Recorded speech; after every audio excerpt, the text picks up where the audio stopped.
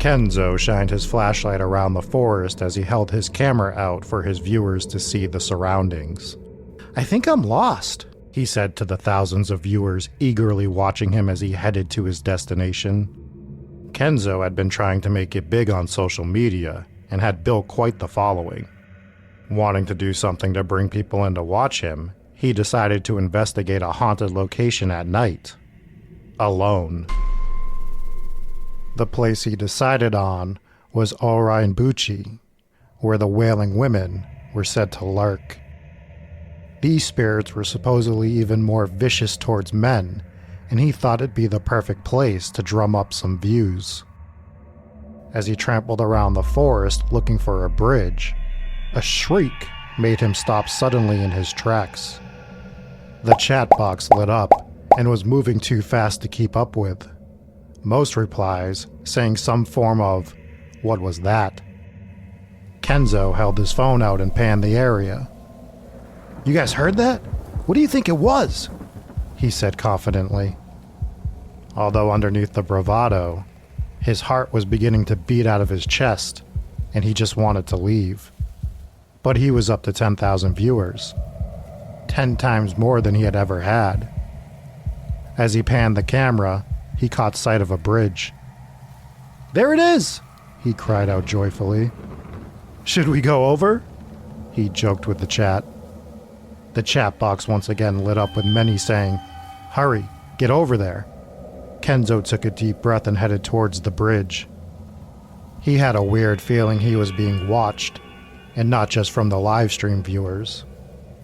He approached the bridge and read the sign of what happened to the women here hundreds of years ago. "It's definitely really sad what happened to them, but I'm here to show you guys that there's no ghost or even a curse," he exclaimed confidently to his viewers. He took a step onto the bridge, and as his foot landed, he felt something rush past the left side of his face. He spun quickly and ended up dropping his flashlight over the railing. "It's fine, guys. I'll just use the light on my phone." As he turned the light on the phone on, he thought he saw a shadow on the bridge ahead. "Hello? Hello?" he cried out, but there was no response. The live viewers were egging him on to go see who or what this shadow was. He began forward, and after a few steps, the shadow vanished. As he stood in the middle of the bridge terrified, he put on a brave face for the camera. "See, I told you guys there was nothing to worry about," he gloated. He stared at the chat box that started to light up faster than he'd ever seen. They were all typing out, "Behind you," in giant capital letters. He looked at the picture he was streaming to his viewers and saw the shape of a woman with dark black hair, covering her face slowly inching in from over his left shoulder. Old Idaho State Penitentiary, 2014. Emily shuddered as she stepped through the gate into the old prison yard. She looked around at the site, taking in the historic scenery. Most of the buildings in the complex were made from rusticated sandstone in a handsome Romanesque style, but the tour was taking them to the maximum security cell block House 5, Death Row. If she had been asked to describe this building, she would detail a very severe, utilitarian structure devoid of grace and style.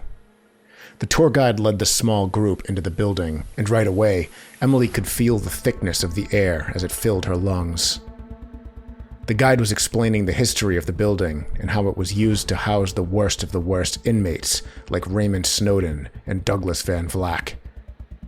Emily noticed a calendar hanging on the wall of one of the cells. December 1973. The building had been vacant since the prison riot of that year, and it remained exactly as it was, as if it were stuck there in time. The cells were small and solitary, each with a sink, bed, and a toilet. The guide explained that the prisoners would spend 23 hours a day locked in those cells, with only 1 hour to either take a shower or go to the exercise yard. Emily was overcome with a feeling of claustrophobia and turned away from the cell, leaning her back against the bars. The tour guide went on, but Emily zoned out, looking up at the flickering light on the ceiling. Suddenly, her focus was broken, and she was pulled from her trance by the sound of somebody gasping behind her. She whirled around to see who made the sound, but was immediately reminded that she had been leaning against the bars of the jail cell, and there was nothing behind her except for the empty cell. A chill ran up her spine as she wondered what made the sound, but kept her mouth shut, noting that nobody else seemed to have heard it. The tour went on and brought them to the execution chamber. Emily couldn't help but notice the strong feeling of negative energy surrounding her in this building. Others around her also seemed to be feeling it, given the looks on their faces. The tour guide walked up and stood on the trap door to begin telling the story of Raymond Snowden and his botched execution. She didn't get more than 2 words out when all of a sudden, the door to the stairway slammed out of nowhere. Everyone jumped as the thunderous boom echoed off the walls. Somebody let out a scream, but Emily never saw who it was because at that moment, all the lights in the building simultaneously went out. Newport, Rhode Island, 2020. Shirley ran through in her head everything she was supposed to do before leaving for the night. She cursed herself for not taking notes when Mrs. Clark explained it to her earlier in the day. It was her first night closing up shop at the Rough Point Mansion, and she arrogantly made mental notes rather than writing everything down. "I think I just shut off the lights and lock up," she said out loud. The echo of her voice bounced around the immense foyer, sending a chill down her spine. The building gave her the creeps during the day, never mind alone at night. She stepped out into the night air, pulling shut the colossal wooden door behind her and locking it. She thought about how quirky Miss Clark and the rest of the staff were. She liked them, but they were definitely a unique cast of characters. Not in an alarming way, but just the little things, like how particular they were about seemingly pointless things. The chairs had to be pushed in, but not touching the table. Hand towels had to be folded a particular way. Oh, and you have to say goodnight to Doris before leaving for the night. Definitely didn't do that. Oops. Shirley chuckled to herself. She reached into her pocketbook for her keys, but was suddenly struck by the feeling of someone watching her. She turned around, quickly scanning her surroundings, but didn't see anything. She started walking nervously back towards the mansion, clutching her keys between her fingers, cautiously glancing left to right. Nobody in sight. She stood there for a moment, contemplating. Must have just been her nerves. This place did give her the creeps.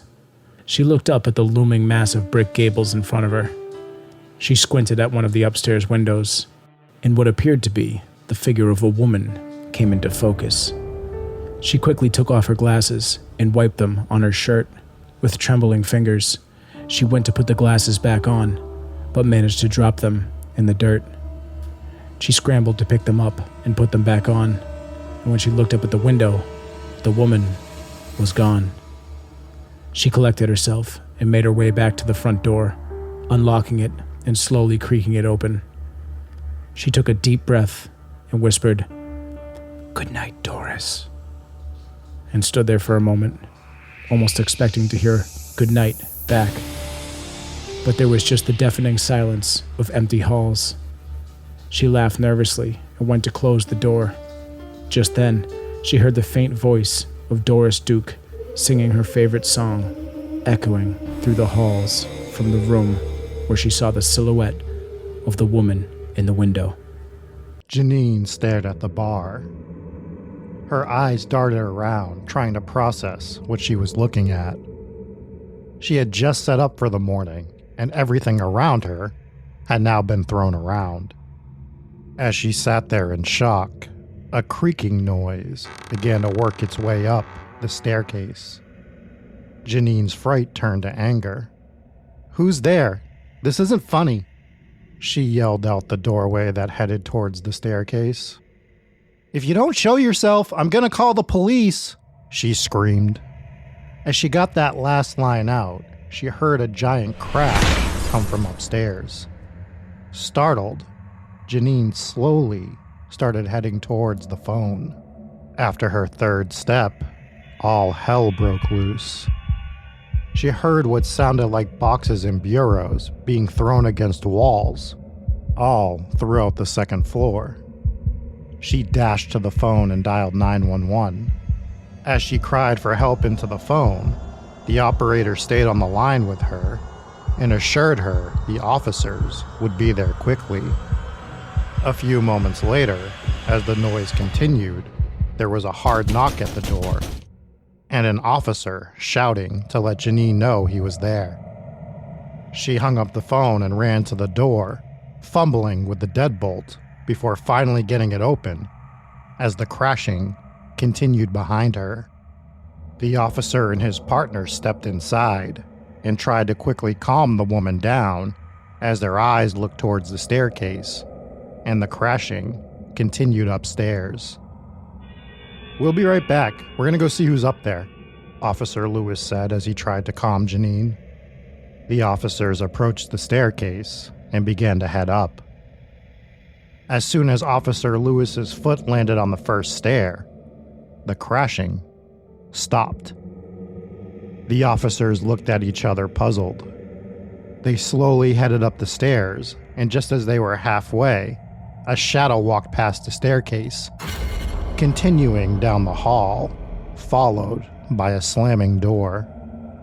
The officers quickly headed up and down the hallway to the room.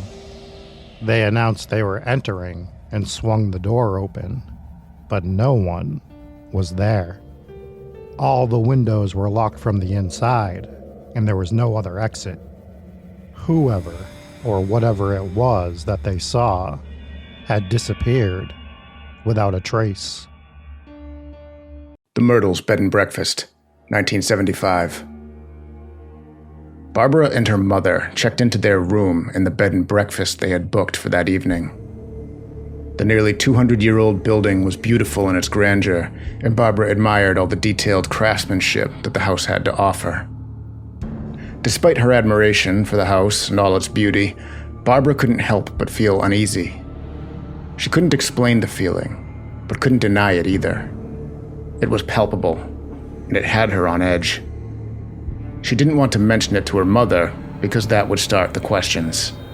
Her mother could be a bit neurotic, and Barbara didn't think that would help, so she tried her best to just ignore it. The room wasn't necessarily large, but not small either. It felt bigger than it was, probably due to the tall ceiling. There was only one bed. Barbara checked the reservation, and it didn't specify how many beds were in the room, and she silently cursed herself for the oversight. Not a big deal. They could share the bed. And that's what they did. It was late by the time they checked in, and they had a big day of looking at colleges the next day, so they decided to call it a night. Barbara's mother fell asleep immediately. She could tell by the snoring, but Barbara lay awake, unable to shake that uneasy feeling. What she found to be indescribable earlier had transmuted into a feeling of being watched. She scanned the room, but of course found nobody watching her, so she closed her eyes and tried to fall asleep. Only a few minutes had gone by when she felt the mattress compress at the foot of the bed, as if someone or something had sat down on it. She knew there was nobody in the room with them, so she kept her eyes squeezed shut as the inexplicable weight at the end of the bed moved its way up in between Barbara and her mother. Barbara dared a look. She opened her eyes and saw that there was nothing in bed between them. She let out a breath that she didn't realize she was holding in. Just then, the whole bed started violently shaking side to side. It was as if a team of people were playing tug-of-war with the bed while they lay in it. Barbara screamed. Her mother woke up and screamed as well. Before she could ask what was going on, the shaking stopped, and the two women sat there in silence, unsure of what they had just witnessed. Barbara couldn't explain it, but she knew for certain that she wouldn't be sleeping that night. Joe finally set down the last box. Moving day was complete. He tossed his set of keys on the coffee table and plopped down on the couch, exhausted. His dog was scratching at the door, but Joe figured this was just him getting used to the new place. Joe turned on the TV and started flipping through the channels trying to find the Monday night football game. The Colts were playing, and Joe was excited to see if they could finally clinch a playoff spot. As he flipped through the channels, his dog wouldn't stop scratching at the door.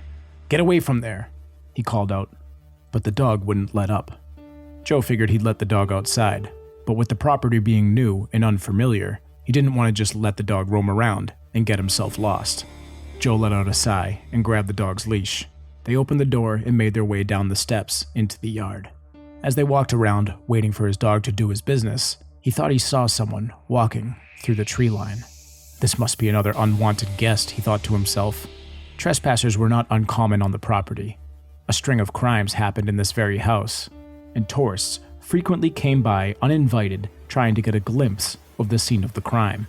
As Joe made his way closer to promptly kick the man out, he saw him again. The man was wearing a red shirt and seemingly gliding from tree to tree. "That guy moves like a ghost," he thought to himself. As he picked up the pace, he saw the man again. He was wearing a red shirt, but he couldn't quite see his legs. "That's odd," he thought to himself. As he got another glimpse of the man, he was shocked to realize that he could see straight through his legs, almost as if they weren't even there. From the waist down, this man seemed to be invisible. "I must be seeing things," Joe thought to himself, but it became clear that his dog saw whatever this was too. The dog started barking and then took off running after the man. Fearing for his dog's safety, Joe gave chase. As he ran through the trees, there was his dog, but the dog wasn't running anymore. The dog was staring back at him, wide-eyed, shaking. Joe stopped as he felt a presence behind him. Joe slowly turned around, and standing directly in front of him was the spirit of a man with a red shirt, and he was invisible from the waist down. And just like that, he vanished. Danny and his wife Sue stared at the sunset behind Old Faithful as the geyser erupted, stopping in between to take photos. The couple ventured to the park on many occasions.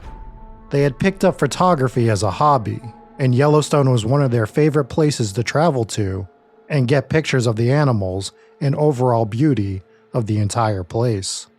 As the geyser stopped spurting, Danny turned to his wife and said, "We should go back to the room. We've got an early flight to catch tomorrow." And the couple headed back to their hotel.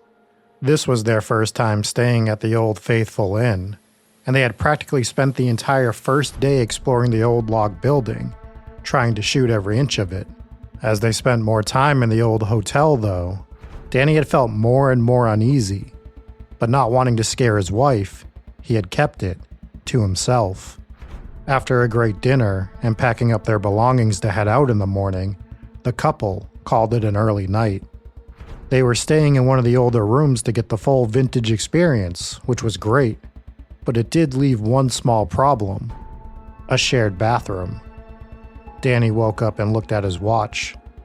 12:33 a.m. He rubbed his eyes and slipped out of bed. He moved slowly to the door and slipped out as quietly as possible to try and not wake his wife. As he headed down the hallway, the uneasy feeling began to hit him harder than it had before. He tried to shake it off, but couldn't. As he groggily stumbled down the hall, he began to hear someone slowly come up the staircase. He didn't think much of it at first, but then realized just how slowly they were moving. He walked past, but didn't look down, just wanting to use the restroom and get back to bed. But the slow steps continued, and he heard them getting further up the staircase. He stopped. What if this was someone that needed help up the stairs, he thought. So he headed back to take a look. They had made it about halfway up at this point. As Danny approached the stairs and took a quick look, his eyes shot open in complete terror. He stumbled backwards and hit the hallway wall hard, falling to a sitting position. He stared at the being walking up the staircase. A slightly transparent woman was walking up, wearing a wedding dress. That was already alarming enough. However, the woman's head was missing from her shoulders as well, and she was carrying it in her hands, waist high. Danny was stuck in a trance, staring into the dark black eyes as the woman slowly continued walking towards him from the steps. Sax Bridge, Gettysburg, Pennsylvania, 2014. This place is supposedly haunted, Randall said as he pulled his Buick over to the side of the embankment about 30 feet from Sax Bridge in Gettysburg, Pennsylvania. Can't we just drive across? Asked Gina. Randall really wanted to check out the bridge, knowing the dark history and legend of its hauntings. No way, he said. Come on, let's check it out. He didn't give her a chance to object. He was out the door before she could protest, so she followed. It was after 11 p.m. and the moonlight was illuminating the landscape to reveal a thick mist stretching across the base of the bridge. Randall confidently approached the bridge entry and began telling Gina the story as she hesitantly followed. There were tons of deserters on both armies, he explained. It's not like the wars in Europe, where you couldn't desert because you'd be stuck in a foreign land.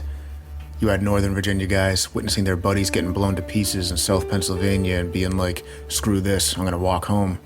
It was too easy to abandon ship, so it happened a lot. Gina was starting to trail behind, feeling more and more uncomfortable. What's that smell? She asked. Smells like pipe tobacco. I don't know, Randall said. Maybe someone was smoking a pipe or cigar or something. Anyways, he goes on. These 3 Confederate soldiers decide to desert after the first day of fighting in Gettysburg, but they don't get far. They were rounded up right over there by the far end of the bridge. They weren't even given a chance to explain themselves. They were just strung up by their necks and hung from those support beams up there. Gina looked up, but couldn't see what he was pointing at because the mist had grown so heavy. Randall, she said, spinning around.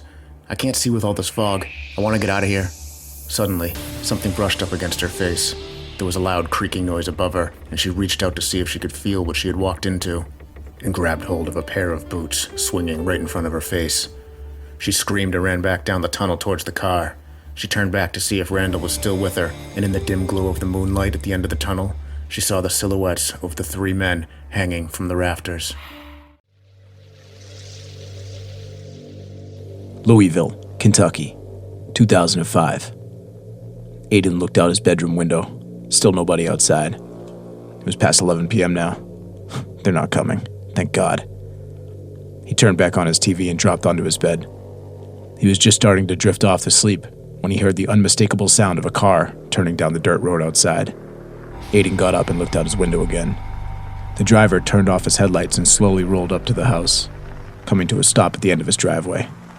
Fuck it. I guess we're doing this. He looked around the room, grabbed his backpack and a flashlight off of his desk, and slowly opened the bedroom window. The backpack hit the ground with a thud as he tossed it from the second story, then slipped out and climbed down. He jogged over to the car and hopped in the back seat. They hadn't even put the car in drive when Tim blurted out, "Thought you were gonna pussy out, bro." "Why are you even here?" Aiden fired back. "Can't stand this dude," he thought to himself. They turned off of Aiden's street, flicked the headlights back on and sped up. Aiden looked to his left. All 5 of them were squeezed into this 4-door coupe. Lenny tossed a beer onto Aiden's lap. "Catch up, bro. You're like 3 behind." He cracked the beer and looked down at it. "It's warm," he muttered to himself. They turned onto Parley Drive and started to make their way up the long, windy road. It was a warm night in Kentucky, but a thick fog covered the area. Dan turned off the headlights again and rolled a few more feet before pulling the car off the road, putting the car in park. "Where is this place?" Lenny asked. "It's up the hill, but there's security, so we'll have to go on foot from here." Aiden hopped out of the car and tossed his half-empty beer into the woods. Everyone followed and looked up the hill. They could just barely make out the outline of the massive structure, even from down the hill. "There it is. Pop the trunk," Tim whispered to Dan. He made his way around to the back of the car and pulled out an axe, swinging it up onto his shoulder. "The fuck is that for, you psychopath?" "In case we can't get in. Or if we can't get out." Everyone chuckled nervously, and they turned to make their way up the hill. They stuck to the windy road mostly, until they were almost at the gate. They took a right, ducking into the woods. Lenny stumbled over a stick and flicked on his flashlight. "Turn that shit off before you get us caught," Dim whispered back at him sharply. "I can't see anything, bro. We're right here. Let's just hop the fence and book it." There was no sign of security guards in sight, so they did just that. All 5 of them hopped the fence and ran full speed towards the giant building. Jack stumbled, smashing his flashlight on the ground, batteries scattering in different directions. "Leave it. Come on, let's go." They lined up under the massive arches of the main entrance, looking for a way in. All of a sudden, crash! Tim had put the handle of his axe through a window. and cleared out the broken pieces before jumping through. "Let's go, boys." Everyone scurried through the busted window. Aiden looked up at the building one more time before following his friends. He could just barely make out the letters on the sign above him. Waverly Hills Sanatorium. He hopped through the window, clicked on his flashlight, and began to make his way down the hall. The building was certainly in rough shape. Graffiti lined the walls. There was debris, trash, and puddles on the floor. It felt about 20 degrees colder than it was outside. Aiden aimed his flashlight down the hall. What is that? At the end of the hallway, a dark shadow had slowly moved around a corner, disappearing into one of the patient's rooms. "Did you see that?" Aiden turned around and realized he was talking to nobody. He must have made their way upstairs, he thought to himself. He continued down the hallway, picking up the pace a little bit. He could hear footsteps above him now, and figured that the group was moving on without him. "Guys, wait up!" he called out as he ran up the staircase. Aiden shined his flashlight down the hall but didn't see anyone. Where the hell are these idiots? "Dude, where are you going?" Aiden turned around, and at the bottom of the stairs, all four of his friends were standing there looking at him. "Come on, we found something," Lenny said. Aiden turned around and took one last look down the hallway. Who had he just heard moving around up there? "Yeah, let's go." He made his way back down with the group. They turned down another hallway and up to an old rusty door with the number 4 above it. "I thought we were looking for room 502. Isn't that supposed to be the haunted room?" Dan looked back at him as he pushed open the old metal door. "This whole place is haunted. There was like thousands of people who died here." They all stood in the middle of the dark room. They shined their flashlights around, spotting an old hospital gurney and a wheelchair in the corner of the room. "What's so special about this room?" Just then, all 5 of their flashlights flickered and died. They looked at each other but didn't have a chance to say anything when, bam, the metal door slammed shut. "What the fuck, dude?" Jack ran over to the door and tried to open it back up. "Open it," yelled Lenny. "I can't, it's stuck."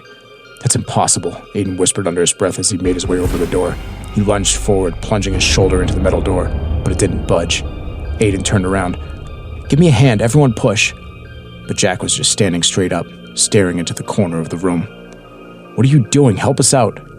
Jack said nothing, just continued to stare into the right corner of the room.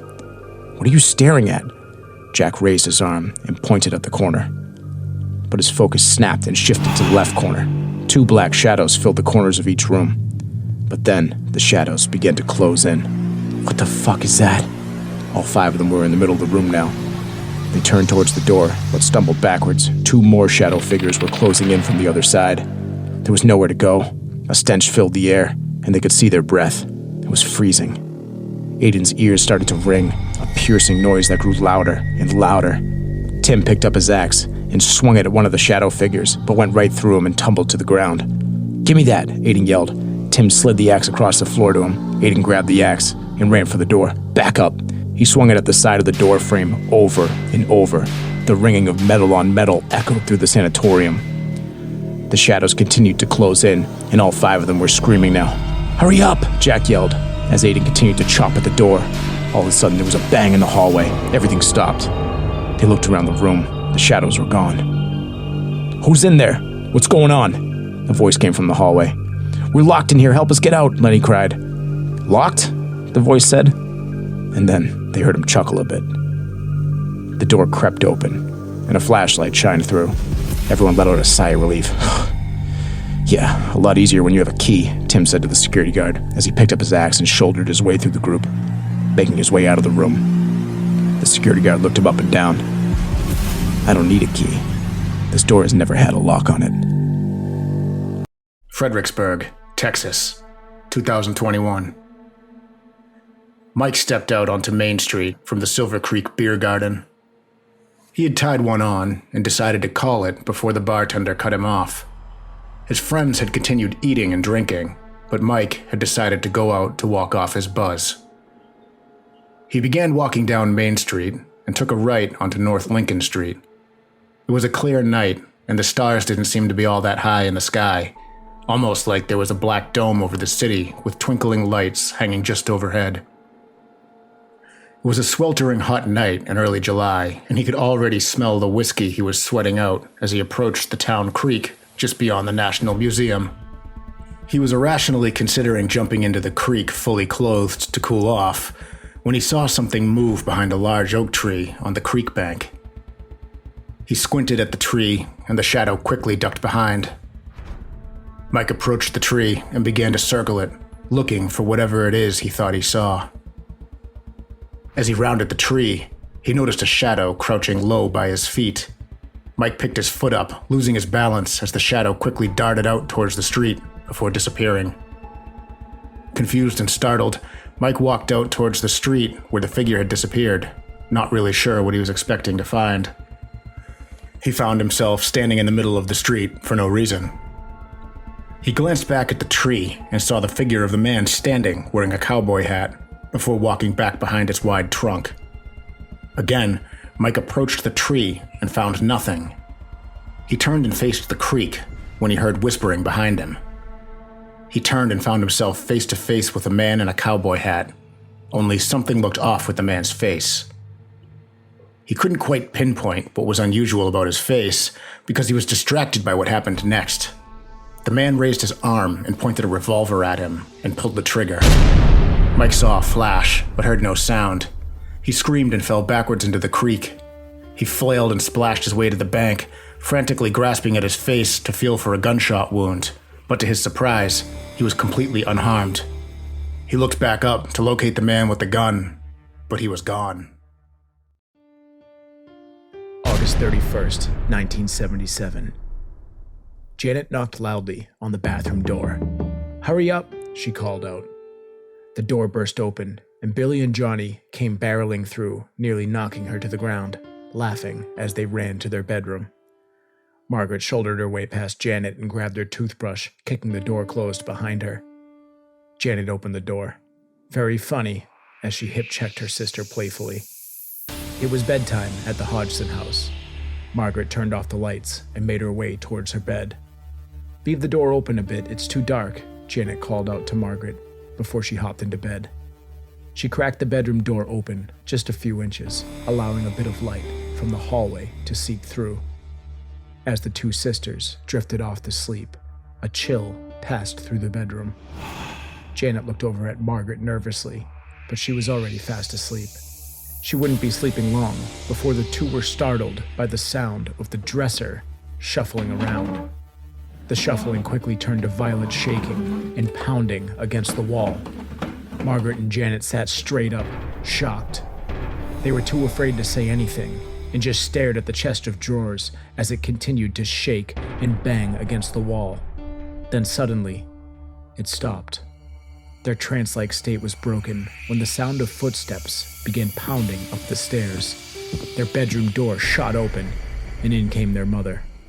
"I want you two to pack it up and stop fighting. If I have any more of it, I'll have you separated," she said angrily. The sisters immediately started yelling over each other, explaining to their mother that the dresser was moving on its own, and they had both been in bed all night. Peggy stood there for a moment in disbelief with her arms folded. She looked at the girls, then at the chest of drawers, then back at the girls. "Right then, let's have a look and see." Peggy pulled up a chair to the side of Margaret's bed and sat down facing the dresser, waiting to debunk this nonsense. Just then, the dresser slid forward across the floor towards her. Puzzled, Peggy stood up and slid it back up against the wall. Before she even made it back to her chair, the dresser began to rock back and forth, and then it slid towards her again. Peggy let out a gasp and then got to her feet and attempted to push the dresser back, but this time, it wouldn't budge. She stood back, the blood draining from her face as her heart sank into her stomach. Something wasn't right. She turned back to look at her frightened daughters.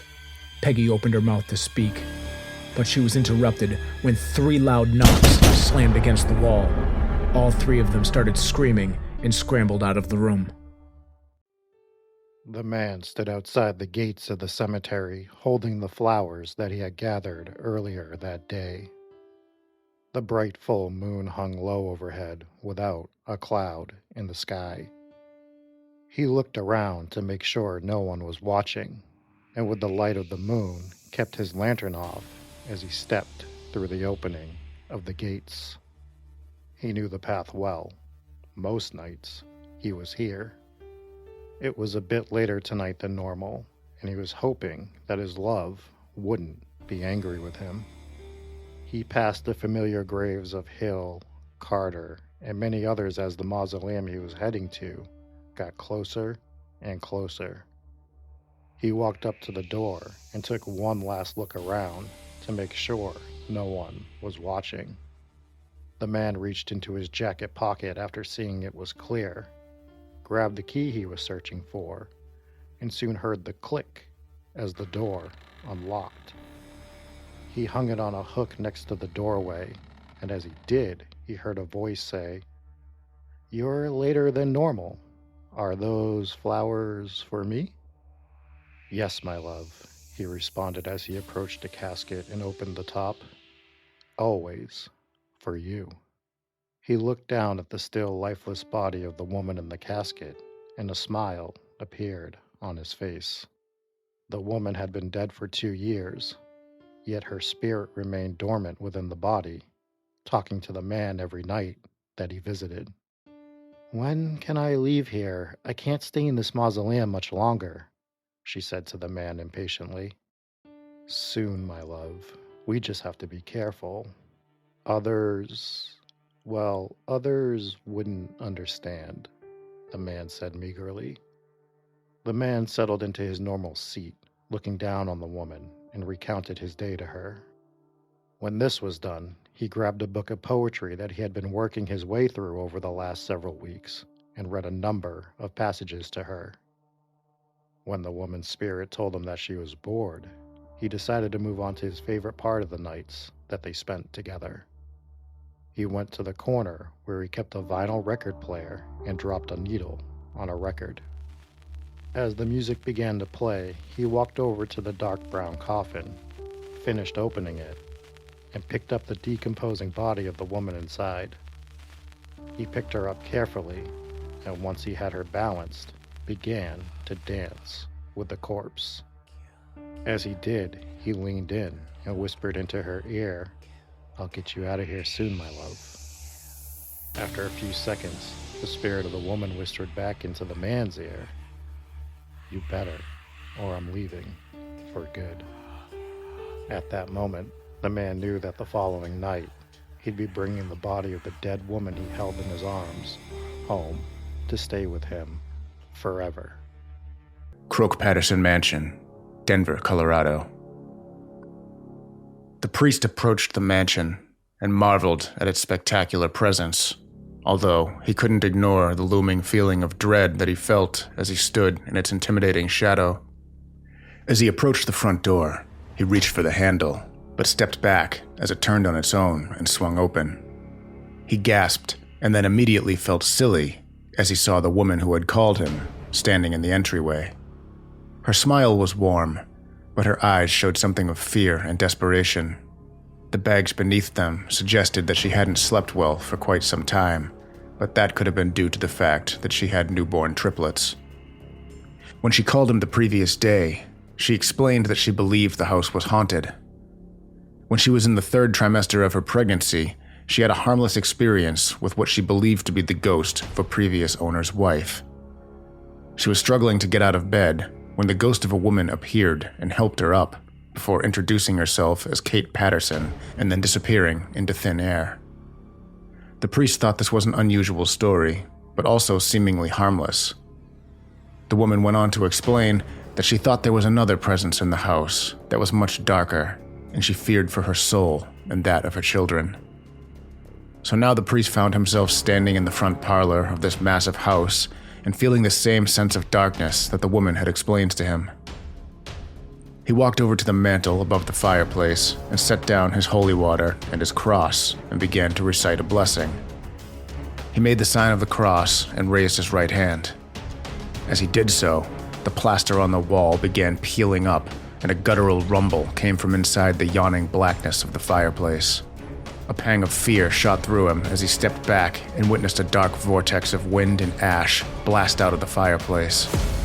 The priest stepped back in shock and turned to the woman, who had an expression of abject terror plastered on her face.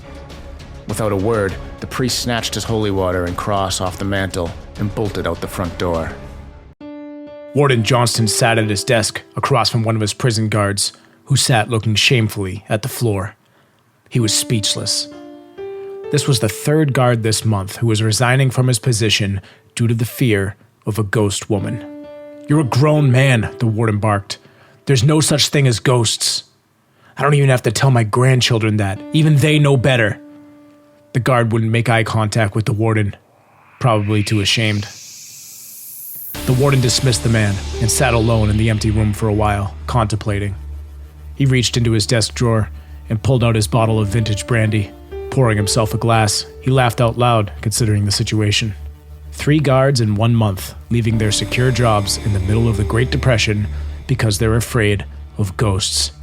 Absurd, he said to himself. It was late. He was usually home by this time, but this nonsense with the cowardly guard forced him to stay late. He finished his brandy, grabbed his coat and hat, and walked out of the office. As he headed down the dimly lit prison hallway, wondering what Ida May might be cooking for dinner that he was undoubtedly late for, his thoughts were interrupted by a faint sound coming from the other end of the corridor. He stopped in his tracks and listened. It sounded like crying, he thought. Odd. He began walking towards the sound, and as he got closer, it grew louder. It sounded like a crying woman.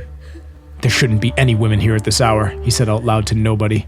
He kept walking down the hallway towards the sound. Suddenly, a gust of cold air rushed by him, as if someone opened a door during a snowstorm.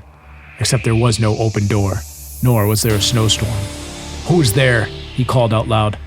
The sound was unmistakable at this point. It was definitely a woman, and she was definitely crying.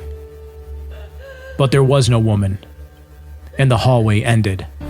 Dead end. Just bricks. No window. No door. And the crying was coming from inside the wall.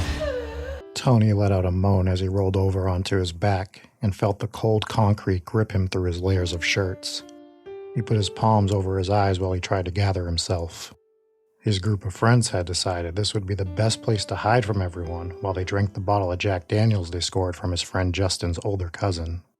It wasn't too hard to get into the Shutdown Orphanage. It had only been closed for a few years now, but it was almost like the town had completely forgotten it. Most people were too frightened to even approach the looming building. Tony and 4 of his friends arrived a little after sundown and were able to get into the building with little issue. They set up a small radio in the former lobby of the place, and Tony passed around some of his father's Playboy magazines that he was able to sneak out of the house. The boys had only drank once before, and that was a 6-pack that they had shared. The Jack Daniels wasn't something they were ready for. They each took turns taking swigs and trying to show they were tougher than the last by trying not to gag. When the other 3 decided to stop, Tony kept going. Now he was laying on this cold floor with a massive headache, trying to remember what happened before he passed out. While pondering, he noticed it getting significantly colder around him. Wondering if one of his friends was there and opened a door, he took his hands off his eyes to see what was going on. Tony let out another groan and opened his eyes. Suddenly, a little girl was looking down at him. The girl's skin was pale, and her lips were blue, but she just stared at him, not blinking, with a smile that shook Tony to his core. He scurried to his feet and ran the first direction his body was facing. The door he reached was barred.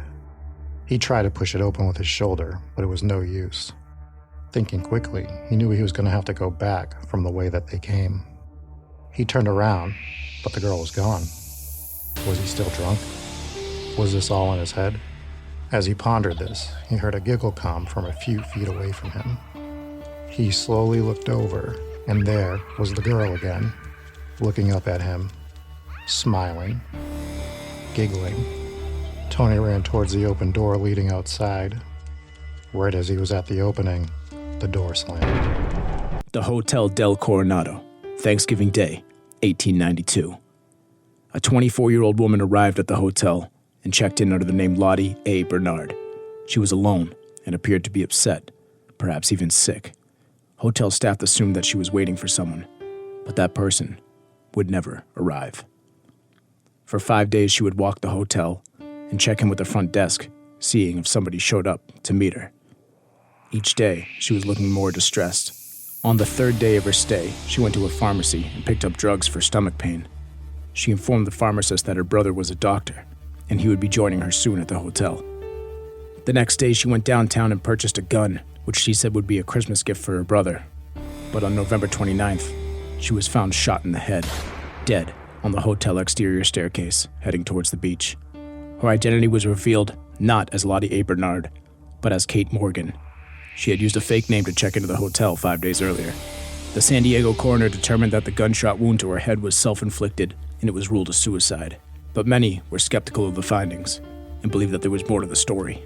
Kate Morgan would become known as the Beautiful Stranger. Who was this mysterious young woman? Why did she check in under an alias? And why did she shoot herself on the steps of the hotel?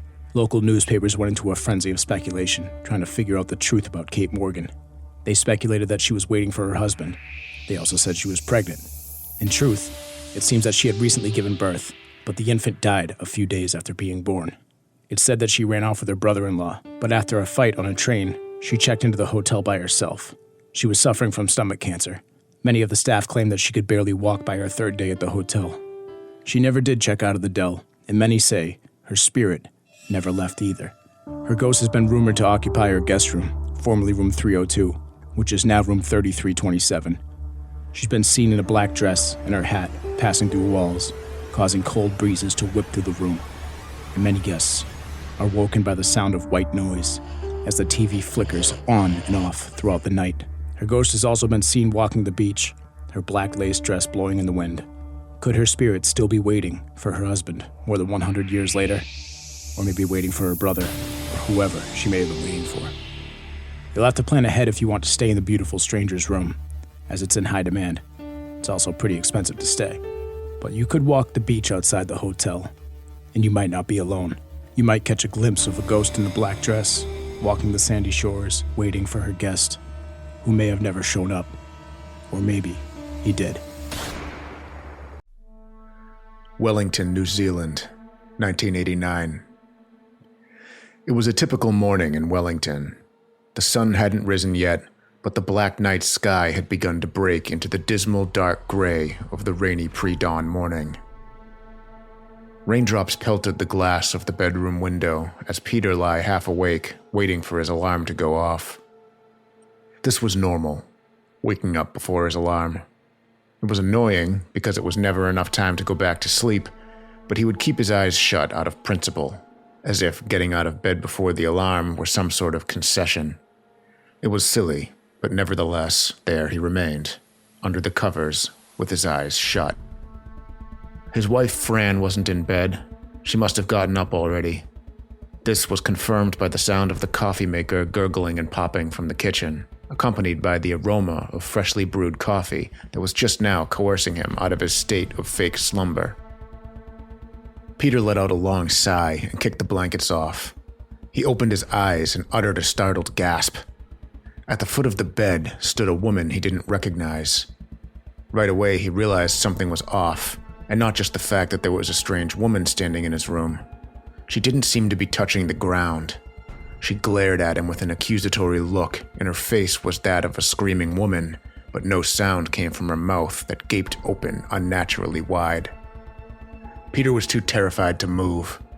Just then, the woman began gliding backwards and disappeared into the wall. Peter just sat there in disbelief. What had he just seen? He understood that after waking up, your eyes can play tricks on you as your mind adjusts from being in a state of unconsciousness, but he hadn't been asleep, just lying with his eyes shut.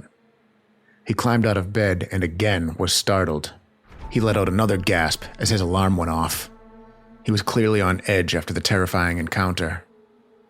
The bedroom door swung open, and Fran walked in, holding Peter's favorite Lord of the Rings coffee mug, with steam from the brew billowing up over the ceramic picture of Tolkien's misty mountains on its face.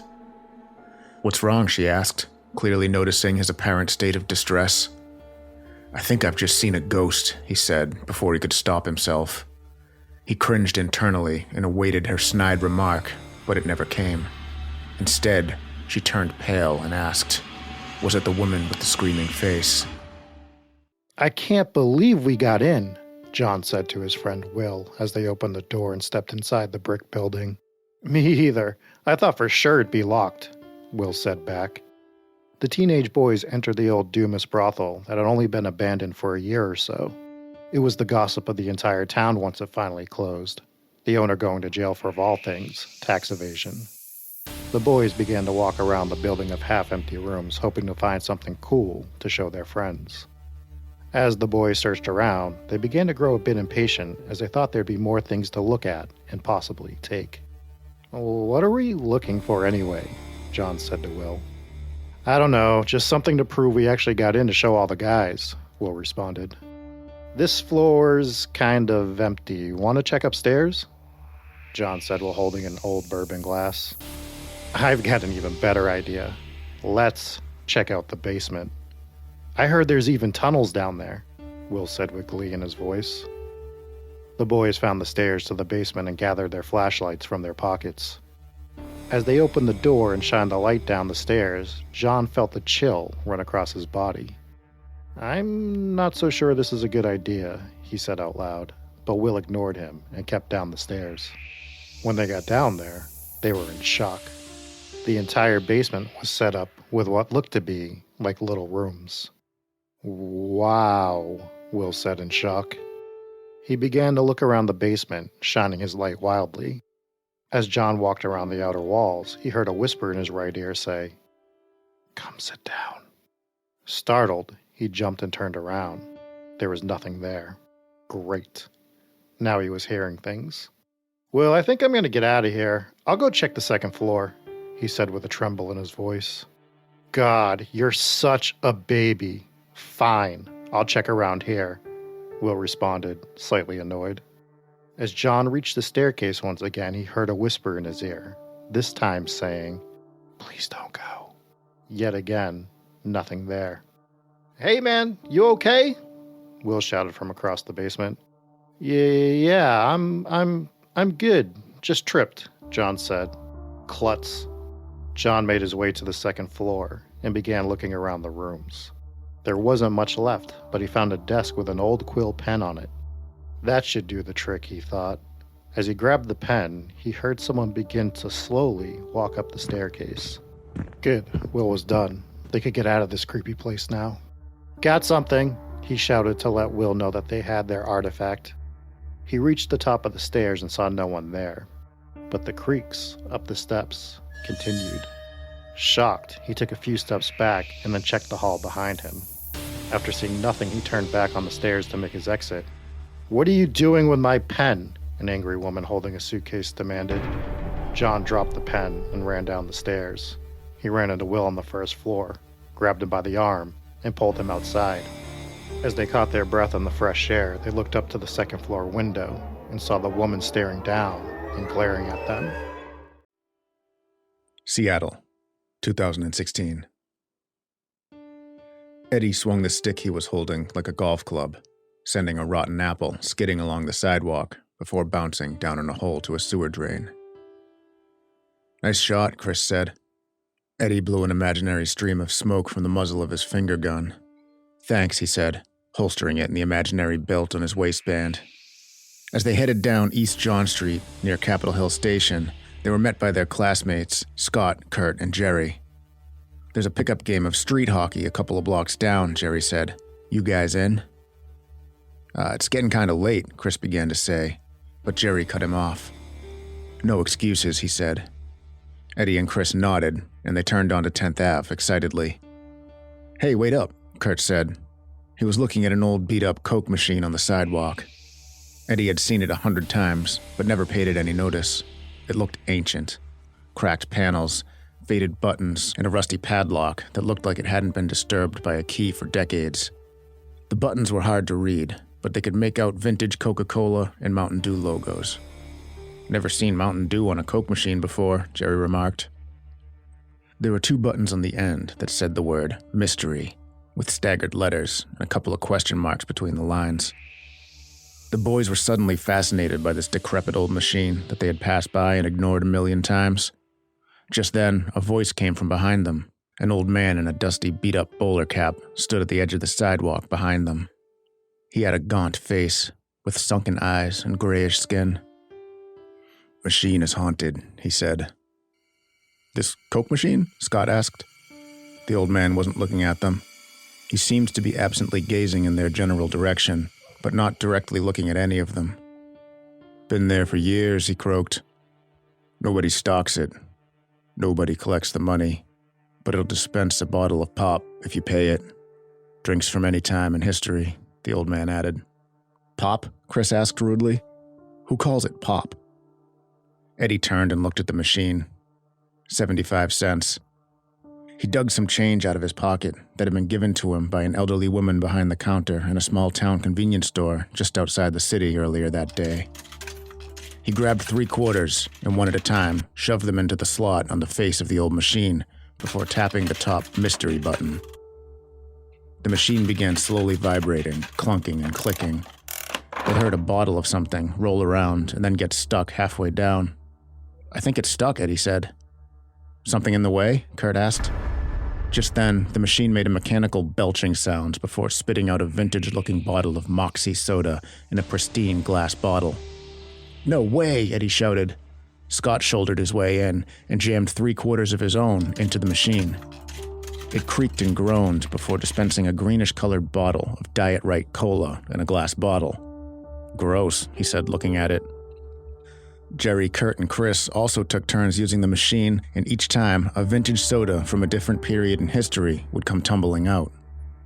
Chris got a maroon-colored can with a pull-tab top labeled Mr. Pibb, and Eddie excitedly reached into his pocket for $1 to try the machine again.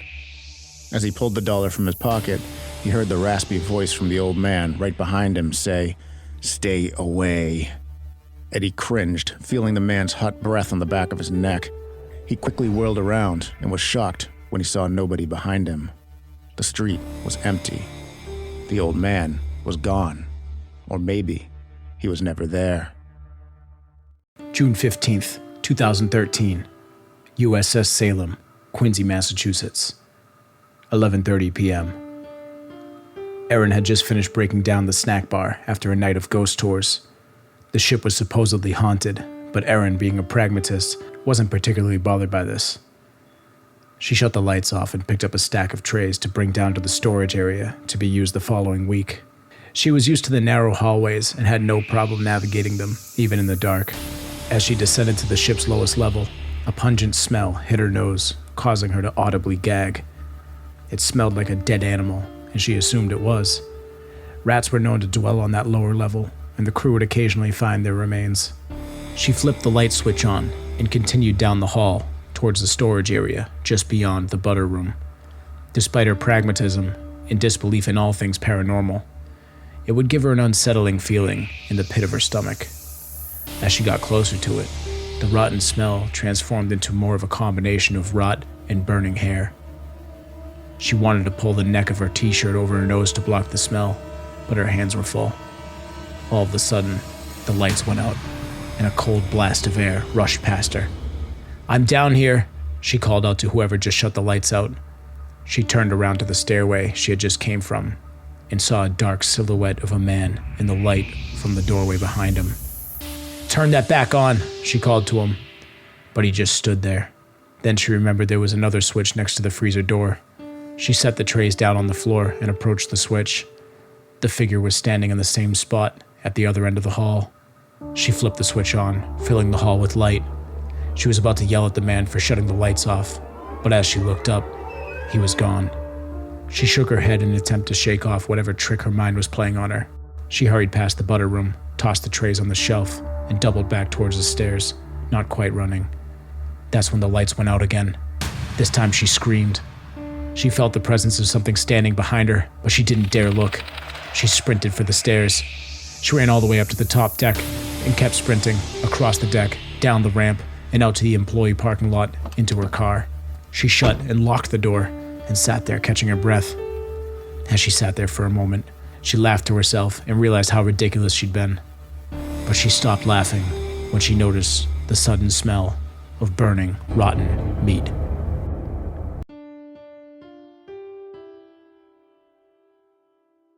Sean and his brother Ryan stared at the ruined castle. It had only been 5 years since it had been set ablaze, but the structure still looked imposing. They were warned not to go play here, but their curiosity had finally been more than they could handle. They set their bicycles down and headed towards the massive structure. The brothers had heard the stories of the hauntings, but they had never even entered their mind as they walked towards the castle. That would change shortly. As they explored the burnt-out ruins, they would role-play being knights and kings and have sword battles with sticks throughout. Quite frankly, this was some of the most fun the boys had ever had.